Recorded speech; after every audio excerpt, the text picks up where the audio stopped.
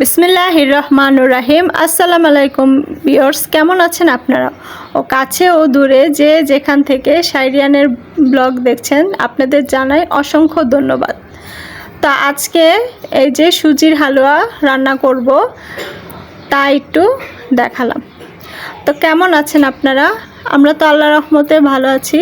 তো সবাই সুস্থতা কামনা করে আজকে নতুন একটি রেসিপি নিয়ে আসলাম। তো আমি এই যে একটু সুজিগুলা হালকা একটু ভেজে নিচ্ছি। আসলে আমার আম্মুকে দেখেছি যেভাবে আর কি হালুয়া করে, তো ওরকমটাই আমি আর কি করছি। তো এই যে হালকা একটু সুজিগুলা ভেজে নিলাম। তো অনেকে ইচ্ছা করলে ঘি দিয়েও একটু ভাজতে পারেন। তো এই যে একটু ব্রাউন করে ভেজে নেব।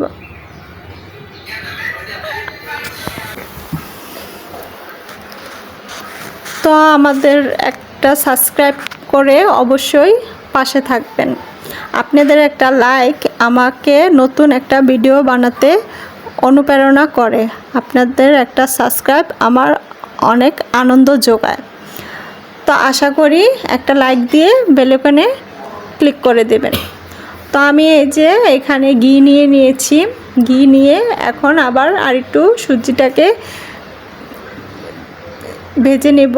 তার আগে এখানে গোটা কয়েকটা এলাচি, দারচিনি এগুলা নিয়ে নিয়েছি, আর 2টা তেজপাতা নিয়ে নিয়েছি। তো এগুলা একটু হালকা ভেজে নিচ্ছি, আর কিন্তু সুন্দর একটা অ্যারোমা হবে। তো হালকা একটু এই যে এগুলা ভেজে নিয়ে তারপর এখন কিন্তু দিয়ে দেব। তো এই যে এখন সুজিটা দিয়ে দিলাম। তো সুজিটা দিয়ে আর একটু ভেজে নেব একটু। তো এই যে ভেজে নিচ্ছি। আর আমার কাছে কিন্তু এরকম দস্তার কড়াতে দেখা গেছে রান্না করতে ভালো লাগে, তাই কিন্তু বেশিরভাগই এরকম কড়াইগুলোতে রান্না করি। তো এখানে 1 চিমটি লবণ দিয়ে নিয়েছি। মিষ্টি জাতীয় জিনিস এর কিন্তু টেস্ট আরও বাড়ে লবণটা দিলে। তো এই যে এখানে ভেজে নিচ্ছি, আর এটা কিন্তু মিডিয়াম আঁচে লাড়তে হবে অনবরত, যাতে পুড়ে না যায় ওরকম আর কি আস্তে আস্তে লাড়তে হবে, নাড়া বন্ধ করা যাবে না। তো এই যে আমি আরেকটু সুজিটাকে ভেজে নিচ্ছি। এই যে ভেজে নিয়ে এখন এখানে পানি অ্যাড করে দেব।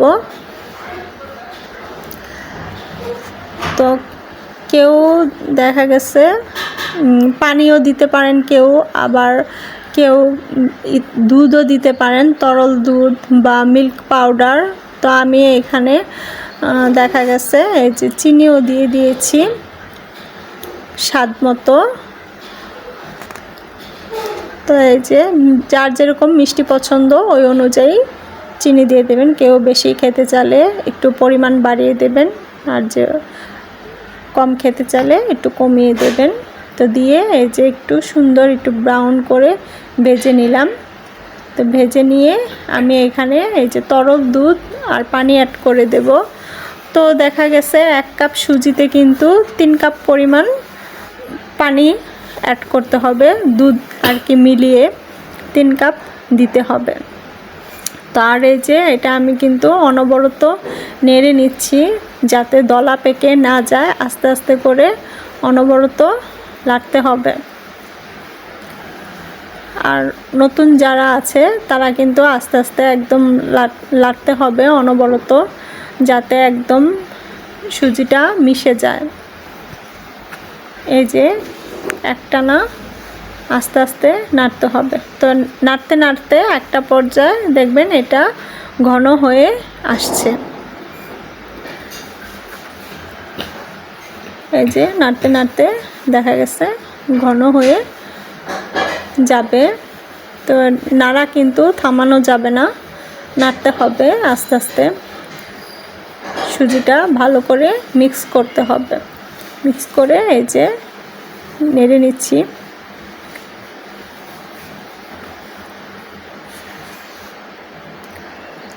এই যে। আর বাচ্চা নিয়ে দেখা গেছে অনেক সময় বাচ্চার সাউন্ড আসতে পারে, তো আপনারা প্লিজ ক্ষমা সুন্দর দৃষ্টিতে দেখবেন। অনেক সময় করতে যেয়ে দেখা গেছে সাইরিয়ানের সাউন্ড চলে আসে, তো আপনারা আশা করি ক্ষমা সুন্দর দৃষ্টিতে দেখবেন। তো এই যে নাড়তে নাড়তে দেখেন এক পর্যায়ে সুজিটা ঘন হয়ে যাচ্ছে।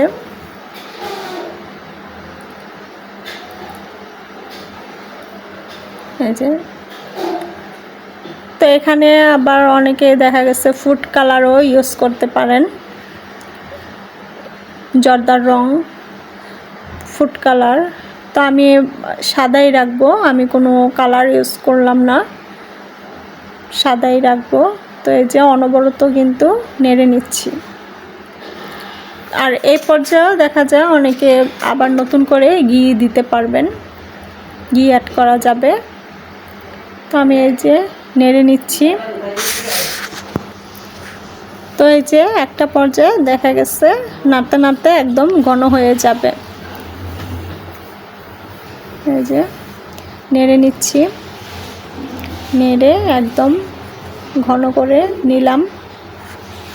তার এই যে আমি একটা ট্রেতে নিয়ে এটা চেপে চেপে বসিয়ে দিলাম।